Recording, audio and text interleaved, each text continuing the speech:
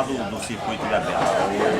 O circuito de vela de Ilhabela, na verdade, hoje vem substituindo o campeonato paulista que a gente teve há alguns anos atrás. E hoje não tem mais. Hoje ficou centralizado na ilha, graças à iniciativa do Nolácio, grande ideia de manter aqui na Ilhabela, onde o pessoal vem de Ubatuba, o pessoal vem de Santos, e ficou bem legal. Eu acho que o circuito de Ilhabela praticamente é o campeonato paulista de velocidade. A BL3 tem um barco, um Delta 32, que participa de todas as etapas, e é um barco que está sempre com tripulantes diferentes, né, que são pessoas que vêm aprender, ou vêm vivenciar, na verdade, o que é uma regata. E o BL3, esse ano foi bem colocado, porque a gente foi em segundo no campeonato, no circuito inteiro, como campeão agora dessa etapa, da quinta etapa, né?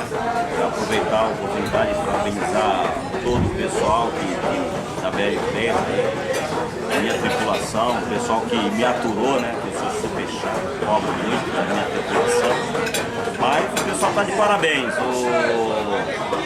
Hoje a gente tem aqui ainda, tem Jorge Bastos, tem o Lavinha aqui, que é a nossa proeira aí, que trabalha lá.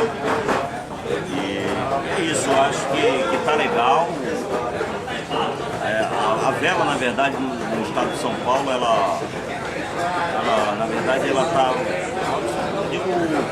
muito mais competitiva, né? São barcos bons, barcos novos, com tripulações que treinam direto. E hoje eu vejo um campeonato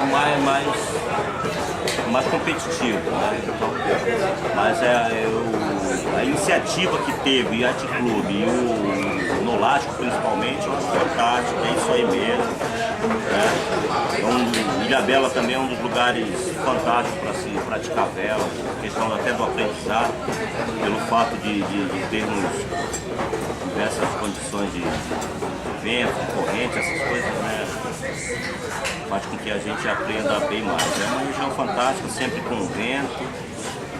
É isso aí, o que eu tenho para falar é parabenizar todo o pessoal, a minha tripulação, durante o ano inteiro, foram vários tripulantes que eu tive para concluir esse campeonato. E parabenizo todos eles e obrigado por terem vindo, por ter conquistado essa segunda colocação no campeonato.